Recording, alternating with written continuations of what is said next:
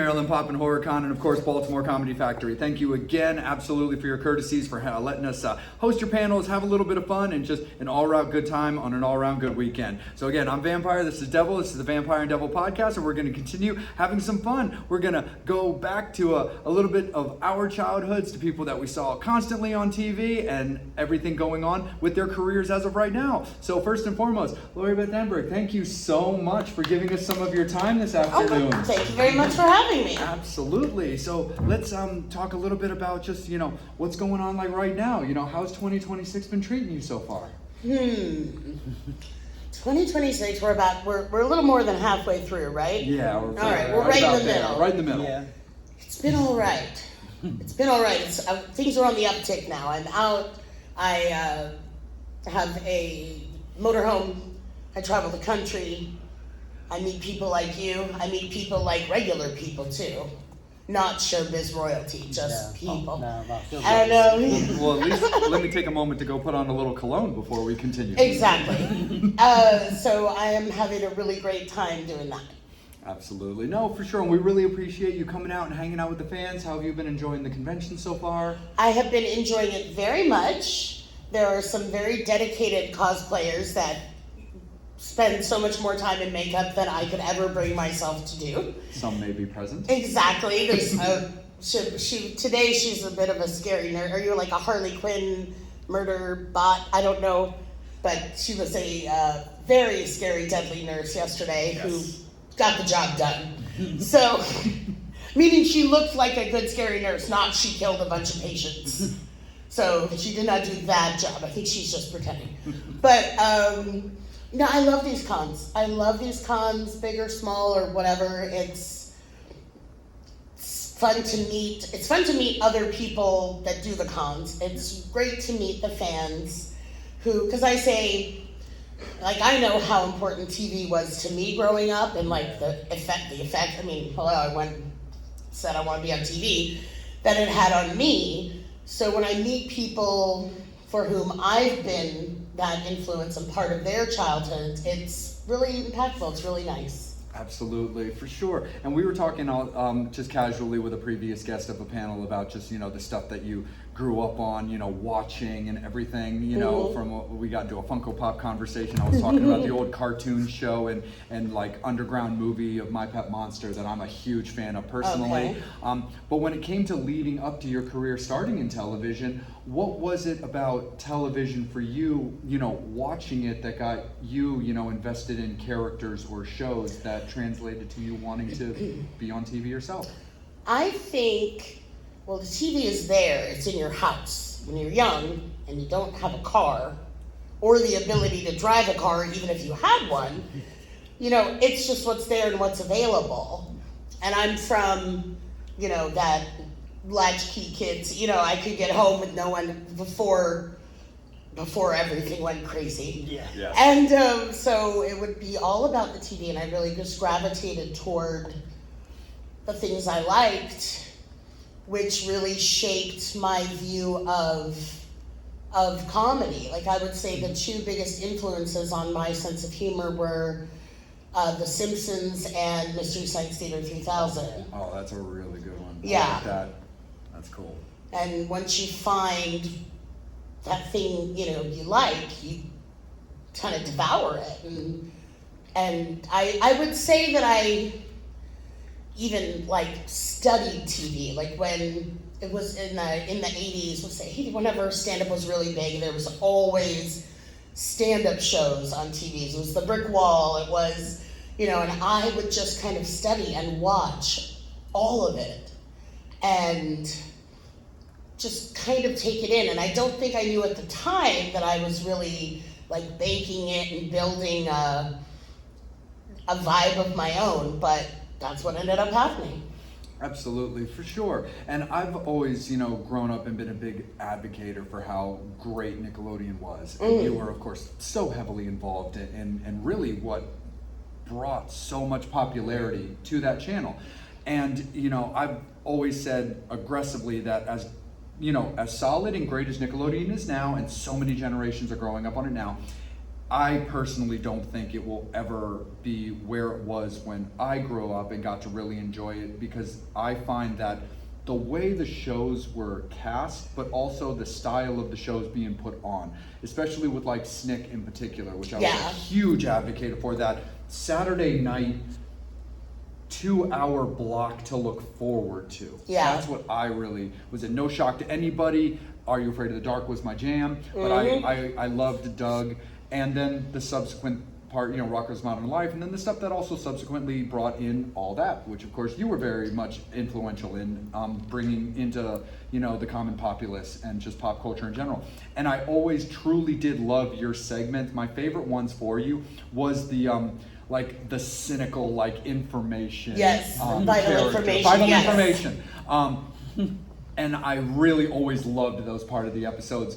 So the two things I wanted to ask you about that is what do you remember about that, that sketch becoming a part of the show, and how did you look at it yourself as a comedian and an actress, knowing that you have no one to play off of in a segment like that? Well, what I'll say is, when I mentioned The Simpsons and Mystery Science Theater as great influences on me, but I'll also stick David Letterman in there. And because I was a weird kid, I was like, I love watching LA Law and David Letterman, and it was like, nobody's in show business because they're well adjusted and normal, so here I am.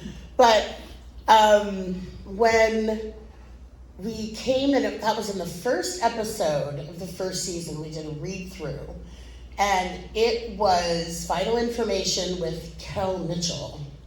Okay. Really? And I was at the table read, listening to him read it and going, I want to do that. I know exactly what that's supposed to be. I know, just the kind of straightforward, there's nothing funnier than saying a bunch of really bizarre things just in a very deadpan, straightforward way. And I just remember being so jealous and going, I want to do that. And I wasn't going to be I wasn't going to murder him and take it, or, put drugs in his locker and get him arrested or something like that. But that's how I felt. And then just because for whatever reasons, a day later, one of the producers came to me and said, hey, we're going to give you that Vital Information thing. And it just was mine. And then I did it. I knew what it was supposed to be. I did it well, and that's just what it was from then on. So I forgot your question because I'm so lost in my memories. No, totally. The follow-up was simply that's a comedy sketch, a scene that you literally own solo. You have no one to play off. Oh, and that's why it kind of came up, my affinity for David Letterman. Yeah. And this was back when he was on NBC. I'm sure this is very exciting for everyone who wasn't even born then. But when, just doing late night and that vibe of, and he had Paul to play off of, whatever. Yeah. But it was great. I loved, it didn't matter if I didn't have anyone to play off of for those. It was the material and the vibe of the deadpan and the props and that kind of stuff that was plenty for me. Oh, yeah. Whose idea was it to go from camera to camera to camera? So you're not doing every segment looking forward. That's just the way it was always set up. Oh, cool. It was always set up as the three, like that. And that was what I was given. Nice. Awesome. Was it any time on that when you guys were doing that from either from the beginning or towards the end? Were they allowing you guys to write a lot of scripts or the storylines and stuff like that, or was it all kind of already? It was very scripted, but we would. There would be times when in rehearsals when you'd ad lib a line and it would get a laugh and they'd put it in the show, and you'd be like, that's great. But it was very, very scripted. Yeah. We had great writers. Kevin Coppola and Heath Seifert were in the first season, two of the writers, and then Steve Holland came on after, there's just some great guys that put a bunch of stuff together that was fun to do. Oh yeah, and speaking, obviously working with Keenan and Kel, talk about being on that Good Burger and then coming back to Good Burger too. The Good Burger. Good Burger. That's a tasty question, Double. Exactly. Good Burger, we call it now Good Burger 1. It's just Good Burger. Because you don't usually name the first thing 1. Yeah. But that was the first time that I'd ever been on a film set. So I was like, I don't know how this works really, blah, blah, blah. And came in, did my part, people love it. It's a little iconic cameo for the 90s kids. And people come up to me all the time and they're like, how did you say that so fast? And blah, blah, blah. And I go, I'm just some very talented, very important person. And I really make changes with the world. But it was very fun, and it was my first experience. So to the point where I was sitting there, and then this girl was like, "Oh, would you like to step out?" And she was a stand-in, and I didn't know that there was stand-ins. So when they're doing all the lighting and stuff, someone that's kind of your height and stuff stands there. And so she was like, and I was like, "Oh no, that's okay." Like, I didn't know it was her job to stand in for me. And I was like, no, you can sit down. It's okay. I'm just happy to do it. And I also have always been somebody that wants to, soak up what's going on. Yeah. So it was interesting to me to sit and see the machinations of, to see the machine work. Yeah. But I always thought, it wasn't until later that I go, oh, that was the stand-in for me. And her job was to stand there so I could, go to my chair and have a fan and whatever, but I was just happy to be in the mix. Oh, yeah. And then Good Burger 2 came, was it 50 years later? Was it a full 50? Feels like it sometimes. Definitely, for sure. It was, it was very fun. It was a strange little time because it was filmed in Rhode Island. For tax reasons. It's not like there was a huge Rhode Island component to the movie that was very important. But the production came up during the big writer's strike. Oh yeah. So I was all excited to get to Rhode Island and see Keenan and Kel and see Kevin and Heath, the writers, and all this stuff that it's 30 years later we're going to do this movie, but the writer's strike was on. So even though Kevin and Heath were the producers and they could have been there, they stood solid with the writing brethren. Yeah. And so they weren't there. It was the first day of shooting, so Keenan wasn't even there yet. So it was me and Cal and some of the great character actors that were playing the rest of the team at Good Burger. Well, I can't remember the names, but those twins that were just so cute and so kind of creepy. Yeah. They're so sweet and darling. And then they would look at you and you'd be like, you're both evil twins. They're triplets and the good one isn't here. So, but they were very sweet, and it was just kind of a fun little, revisit. I did basically the exact same thing that I did in the first one, to the point where it's what? Okay, I guess it's good, but I'm almost in the second movie like an Easter egg for people that like the first one. Yeah. There's a lot to. It's kind of I'll date myself here too, but Back to the Future. Sure. Yeah. Back to the Future's an awesome movie. You watch Back to the Future 2. And it's you have all these inside jokes with people who know the first movie. Yeah. It's I don't know if anybody ever just started with Back to the Future 2 and was this is okay. I don't know what you would even think of that.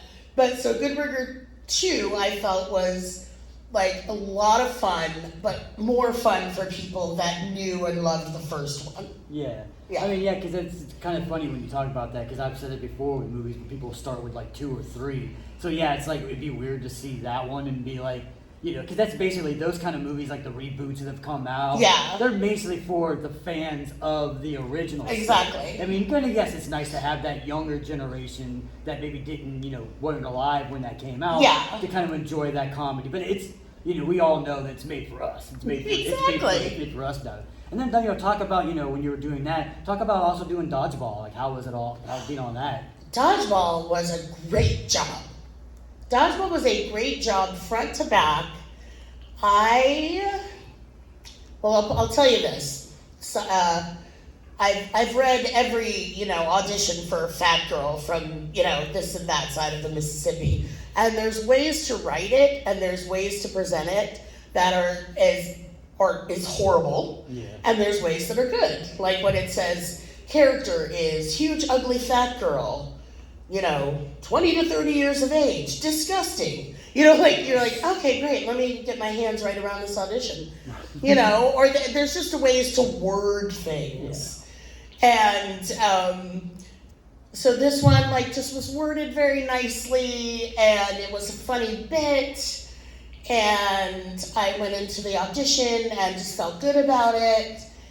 And everything happened. So I had an agent. I got the audition. I went and auditioned, and I got the job, just like a normal, like a real actor.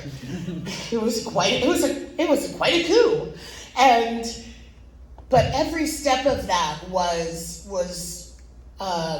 just really well done. I mean, it was a real movie. It was like Ben Stiller and Vince Vaughn. It was a big budget movie when they were all doing their deal. And the Ben Stiller show was also a very big influence on me. I think it was on Fox. Yeah. And it was very ahead of its time. The cast was Bob Odenkirk, Andy Dick, Janeane Garofalo, and Ben Stiller. The main cast. It was it was like short films. It wasn't sketch comedy. And it was great.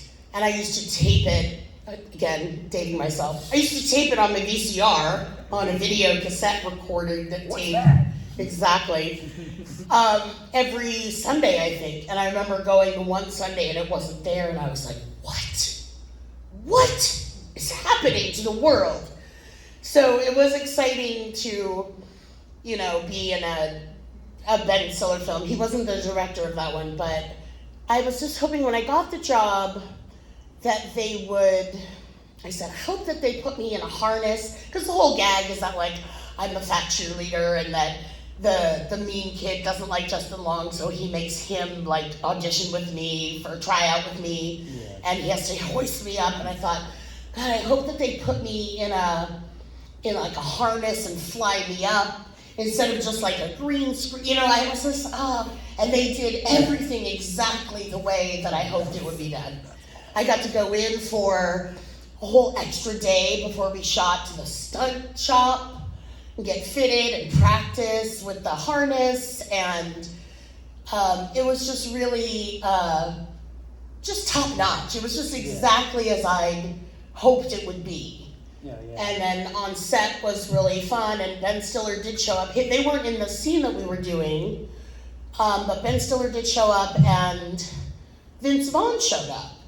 And they were going around talking to people, but he wasn't, there was a whole gaggle of cheerleaders, because it was like the tryouts, that was the whole thing. So Vince Vaughn went up and talked to like the core cast members and stuff, but then when he saw us do a take and saw that I was like a featured extra and did the stunt and everything, he came over and introduced himself to me. So that was really nice. It was pretty cool. Yeah, and like you talked about, you know, even with all that, and now I'm gonna date myself, I was always a huge fan of that type of comedy, like sketch kind of comedy. Yeah. Like, you know, you can't do that on television. Yeah. And then even going back to like Yeehaw, I was a huge fan of that. Like, you know, just them coming out of telling the jokes in the barn and stuff. I've always been a fan of like that stuff. You know, obviously like Kids in the Hall. Yes. I grew up with, you know, that stuff. Strangers with Candy. And Yes. all that kind of stuff. Oh, Strangers with Candy. I'm a Monty Python person. Yes. So Monty Python would be so early Comedy Central. yeah. Yes. So like that's why I always gravitated to like I said, in that time of the '90s, you know, television shows and stuff like that. I was more in the '80s, but I always liked all that because it reminded me of those '80s sketch comedy shows. Yeah. We had a good time. We had a good time. There was the vibe of, that that almost what the Pixar kind of took up the mantle of, which is like, this is for kids, but adults will like it. Yeah. There's some winks, there's some references and stuff like that. But I loved Kids in the Hall too, and Strangers with Candy. I just was like, oh, it's so great, Yeah. so The weird, state, and like when MTV had the yes, state. I MTV's love the state, exactly. So I was very much in that same vibe. Yeah. I think we were always at home or separate homes watching the same thing every day, me and you. Yeah, pretty much. But so it was. Were you an X-Files fan too? Yeah, you know what? X-Files and Quantum Leap were the things that I watched constantly. Quantum Leap. See, now it's like really getting to like how much I watch TV. Quantum Leap and China Beach were on at the same time. I would watch China Beach and take Quantum Leap and go back and watch it. But I watched it every week. I loved it. And I was going to say something before that, but then you said Quantum Leap and I lost my mind. It was like, yeah, all of those shows kind of, that was part of the thing with this referencing things and all of that. Yeah. Was kids will watch this who have never seen The Wizard of Oz, and then one day say The Wizard of Oz and be like, oh, that's that thing they parodied on all that. Yeah. And you kind of, it's like you flip-flop how people find out about stuff now. Yeah. And like there's things that I know a ton about because they reference them so much on The Simpsons, not because I was a fan of them, Yeah. Most of my Star Trek knowledge is probably derived from Futurama DVD commentaries. Yeah, no. But that's where I get it. No, absolutely. When you also like doing shows, sketch comedy shows, all the way up through like all that kind of stuff, all those shows are, of course, stylistically set up to where the cast is a family. They're very tied in together because you are absolutely seeing each other on a regular basis. Yes. When it came to continuing on careers, with Keenan doing his thing, Josh doing his, Kel, all of your colleagues, did you find that you liked to keep up with them and what they were doing once, different career paths started becoming more of a thing? Yeah, you're always interested. I couldn't be happier for Keenan's success. Oh yeah. He's a great guy, he's smart. He's, people don't realize how smart you have to be very funny. It's calculating, it's not just kind of I guess to be what I consider funny. But, so I'm always very pleased with him. But it's just funny to me that I don't things don't occur to me. I remember once I was with friends, we were watching TV, and I was like, oh, there's Kel. Kel's on that show. But it was all that. It was like I was on the show too, but it didn't occur to me. I was just like, oh, good, I know that guy. He's on TV. And I know him. And it was like, yeah, that's it was too when again, oh man, I'm old. Just everyone here should know that I'm old. Computers weren't the biggest thing in 1995 when we started. So we, at one point, toured through Nickelodeon, and we were in the tech room, the online department, whatever they called it at that point. And they were showing me, oh, here's what we have, and this and that. And I remember my best friend was with me at the time. She just lived in New York. And it was kind of creepy to me. I go, oh, so I could just be on anyone's computer? And she was like, well, you're on anyone's TV. And I was like, oh, yeah, I guess so. It just kind of doesn't occur to me in a weird way. So luckily, I've never been like everyone look at my social security number, because whatever, no one's going to see this. Yeah. But keeping up with people is a lot of fun. It's fun when I get to see some of them at, things like this or just whatever, but Keenan forever. I'm Team Keenan. Yeah, I was gonna say. If we have to choose sides, I'm choosing Keenan, and Cal, I'm coming for you. Yeah, I was gonna say, when you were working with Keenan at doing that, did you feel like he was gonna, because obviously the stuff he's done before with the movies, but like how big of a star he is now. Did you have a feeling that he had that kind of spark that you knew that he was gonna be somebody, who Yeah, he is now? I mean, he was just really good and really, really fun. But you never know. I mean, I didn't know 30 years ago that the show I was on I'd be talking about 30 years later because it meant so much to me. I had a feeling that it was good, and like it wasn't a surprise to me. Like, oh good, we got picked up for a second season. We're gonna do more. Like that didn't surprise me because we were doing it. And I think it was good and it was popular, and it all kind of went the way it went. But I wasn't sitting there going, this is gonna be so impactful. That like when I was, revving a motorcycle in the library and yelling at small children that like, we'll be talking about this in 50 years. And how it, I do hear from a lot of people, you really, myself and the show in general really kind of affected their, like I'm their Simpsons and Mystery Science 3000. Yeah.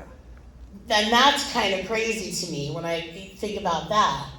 Like I said before, like I know how much television meant and impacted me and what I chose to do for a living and how I choose to do it. So it didn't occur to me back then that what I was doing would be possibly molding other people in that same fashion. Oh, yeah. And I did, and so luckily I'm like, yeah, I still feel really good about it. Like, whoosh.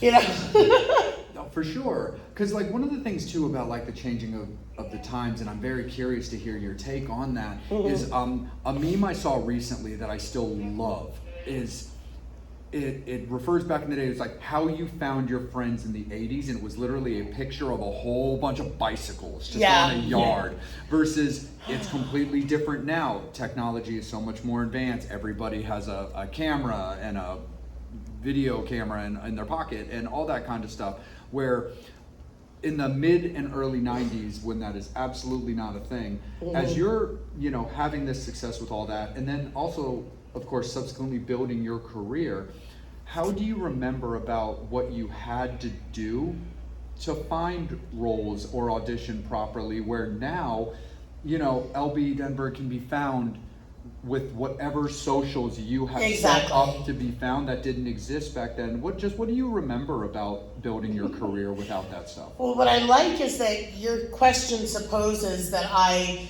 took initiative and like made strides towards doing anything. Because I really just kind of sit around and go, I wonder if someone will call me today. There's plenty that I should be doing to advance my career. I should have been doing it for 30 years, maybe. We'll see. But it was like very just sit back and try to get an agent. Like I didn't have an agent when I got all that. I was scouted out of a drama competition from high school. And came to audition and got called back and got the role. It was like very, that very like discovered kind of a thing. And then the show went on, and here we are today, 90 years later. But, so I didn't really have that, like, show business, like, mentality, like, here's how we're doing it. Like, I kind of had to learn that along the way. So I just was like, well, I guess you're an agent. Someone told me you are. And they're like, sure, we'd like to be your, it's like I never had great representation. I just kind of bumbled along. And I'm still to this day, I'm a bumbling fool. So I just, I'm happy to, I do have like email addresses, people, many projects that I've done are smaller projects that people have sought me out for. They say, oh, you'll probably never see this, but we wrote this part for you, and if there's any way, blah, blah, blah. And depending on what it is, and largely depending on the writer's grammar, I might consider it. And I've done stuff like that. Like there are people that I like you so much, come do this movie I wrote in rural Texas. but it's like, you be the bestest one I ever did. And it's like, I'm not gonna go to do your movie. I'm not gonna, there's something very sinister here. But, you know, people, because of social media, and they can present themselves and represent themselves and send me a link to what they've done and whatever, I've gotten involved in several projects with just people that really love what they're doing, like real kind of, let's get together and put on a show because we love doing it, you know, situations. I did a pilot for a sitcom set in colonial times in Bethlehem, New York.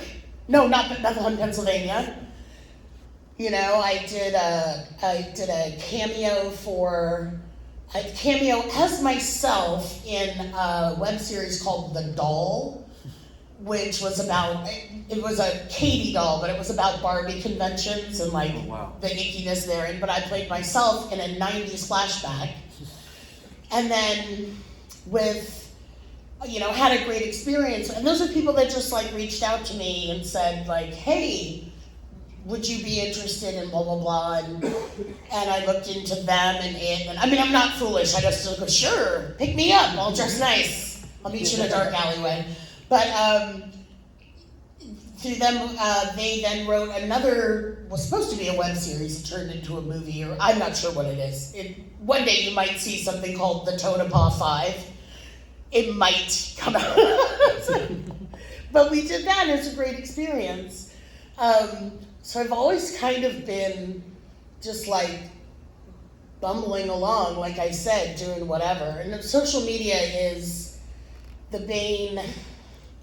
It's the best and the worst thing. Yeah. People ask, when I get asked, like, what was so special about that 90s, about that, you know, spot of all that and Snick, and I go, it's the last, like, gasp we had before social media. Yeah. 100%. And things just, like, I think the world took a wrong turn when Kardashian became a job description. Mm-hmm.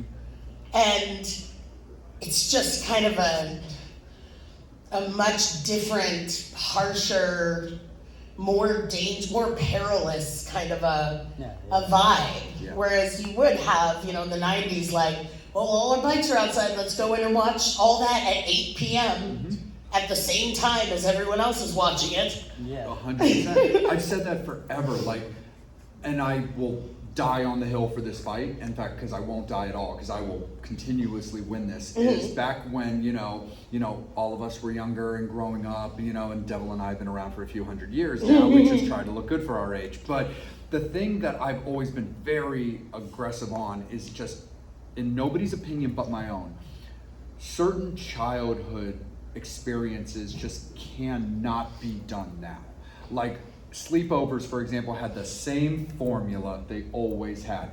You chose the house for the sleepover, those parents were the chaperones, pizzas were ordered for everybody because allergies didn't exist. That was just always my joke. Gluten did not exist and all that kind of stuff. So there's no cashews in this crust, are there? No. Yeah. So it was very, very a genuinely simple, easy thing that kids like.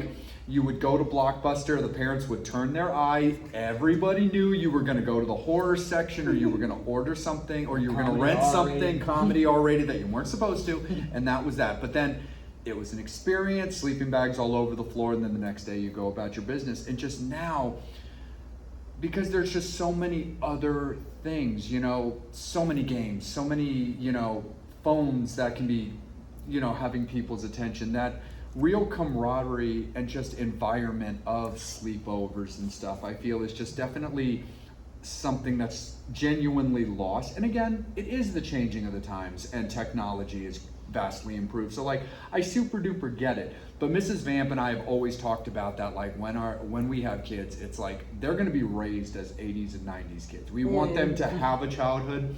We are fine with getting a tablet for when they're really small in a restaurant or something that can maybe like keep their attention, but that thing's then gonna go in a drawer. Like, no, have a childhood, have a good time.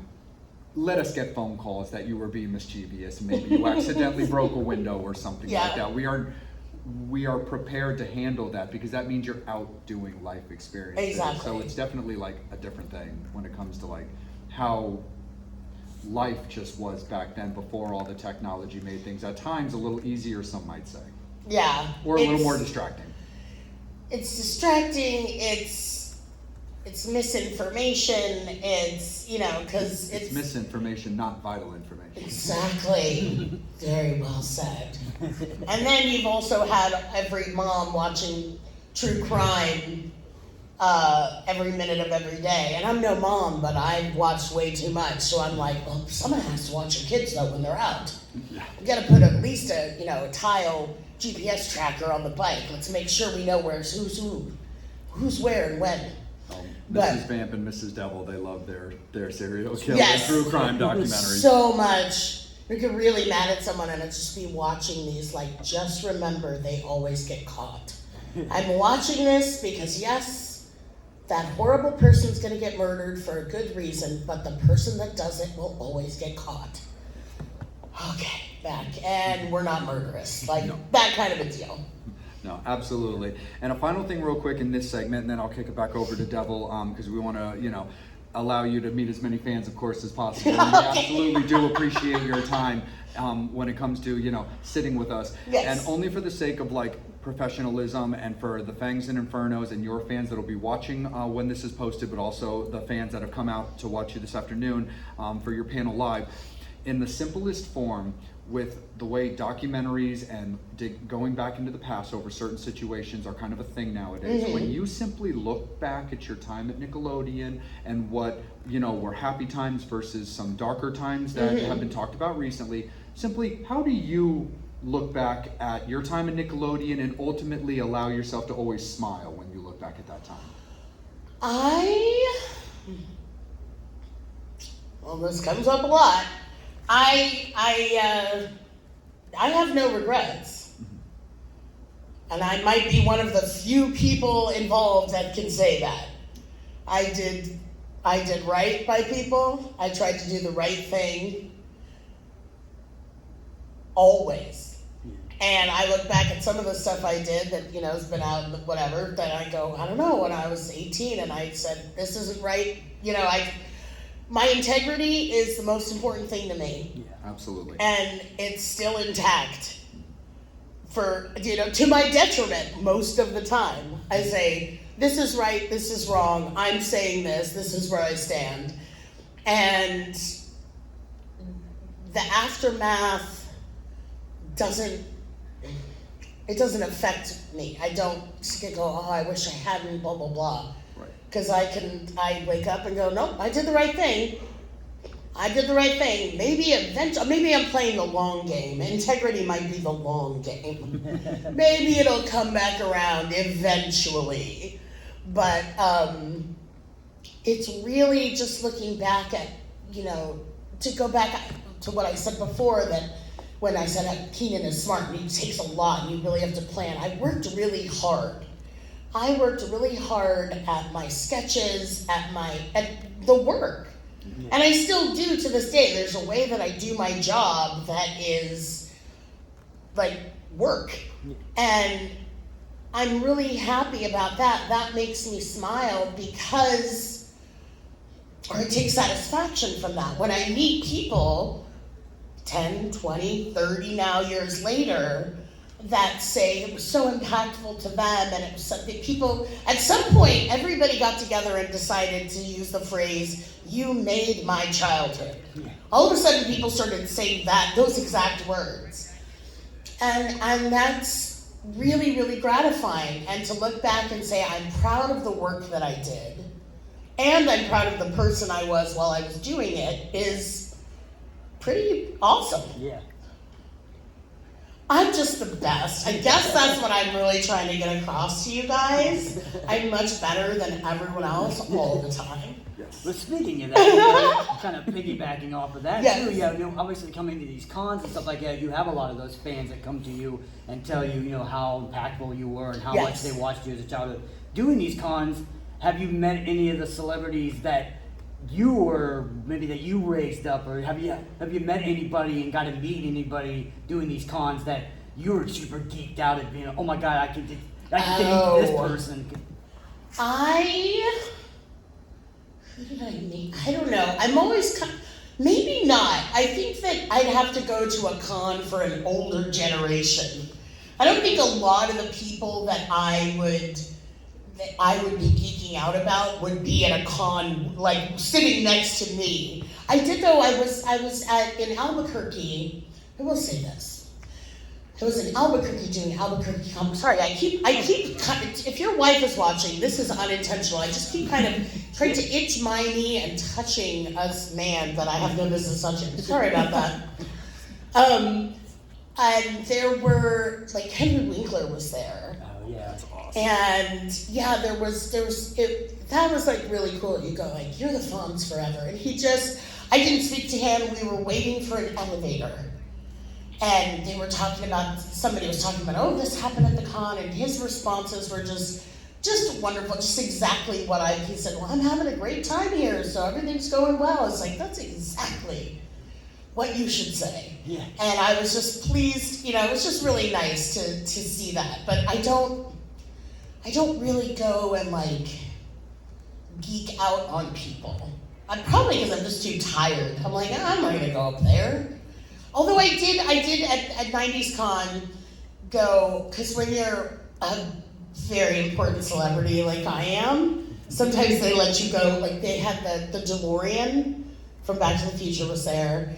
And some of the actors, Leah Thompson was there, and why I'm losing my mind right now, Doc.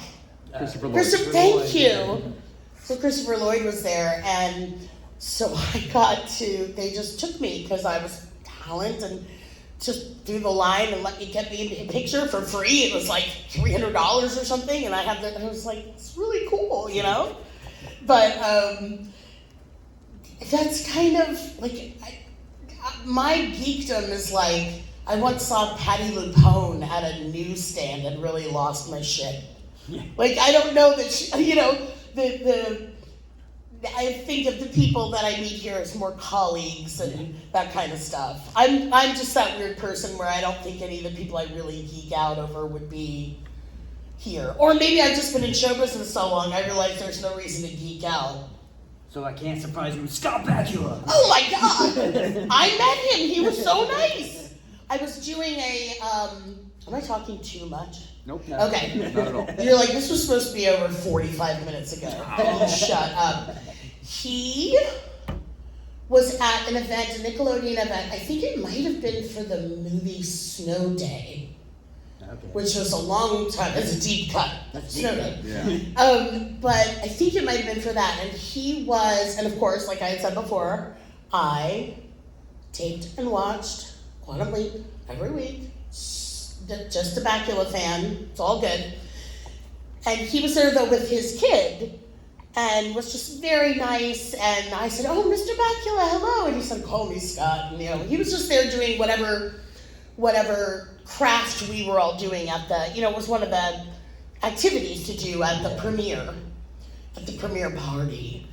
And so it was very lovely. And I didn't go like, hey, can I get a picture with you? Like, I was working, and he was just lovely. Yeah. Bakula, thumbs up. Yeah, but I went to a con where David Duchovny was there. Yes. I got to meet him on my birthday, and he signed my paper. But I had a photo op with him with Skinner and Smoking Man. Oh my goodness. And I stare at David Duchovny like I gave him that like fangirl kind of look. Yes. And he was like, "Are you just gonna stare at me the whole time?" Yeah. Yes. And so he just hold my head and start laughing. And I'm like, "It's the funniest photo op ever." I'm like, "Oh yeah." I was like, "Dude, I grew up watching X-Files. X-Files was, like I said, between that and Quantum Leap, it was like my favorite." I got really into the X-Files. It had already been on like years, and I had never watched it.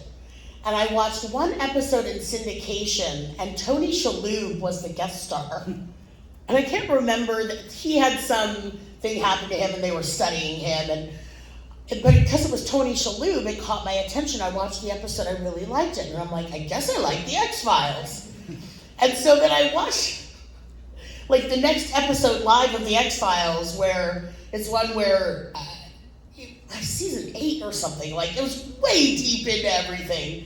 And I was like, oh, and it was the season finale for that year. So over the summer, I just watched it in syndication, like, so I got like in 2 months, I got like super into the X-Files. So I'm like, I have to catch up on everything and then start watching the next season. So I had little Mulder and Scully action figures, and I got really into it. Find someone that looks at you the way that Devil looks at David Duchovny. Exactly. I'm like, it's David Duchovny. Who cannot stare at him? Exactly. 100% for sure. But Laura Beth, thank you so much for giving us some time to sit and talk about your career. Oh, you're welcome. I'm glad we ended on there, that important bit about me liking the X-Files all of a sudden. We're all about that. Because like we're fans with all that kind Yes. of stuff, and we also love having conversations about like the stuff that like the talent gets really like excited about. We had a conversation with somebody recently where the band Primus came up in the conversation, and they got so excited to talk about Primus. So we really just appreciate all just the fun stuff, not only getting to talk about all your bodies of work, but also just the stuff that you enjoy on a daily basis. So we really appreciate you so much. Yeah. Thank you very much. Thanks and Infernos and everybody watching here at Maryland Pop and HorrorCon. We really appreciate your guys' attendance, and of course we appreciate you guys watching the episode on the Vampire and Devil podcast channel. So we will see you guys soon with another panel coming up shortly. But again, make sure that you guys are continuing to come out and support Maryland Pop and HorrorCon. Check out the panels, but also check out the vendors, the talent at their tables, get your photos, get your autographs, and everything in between. So this is going to be it for right now for us hanging out with Lori Beth Denberg, but we will be back in a little bit. So take care, be good, and keep enjoying the weekend. Horns up, fangs out.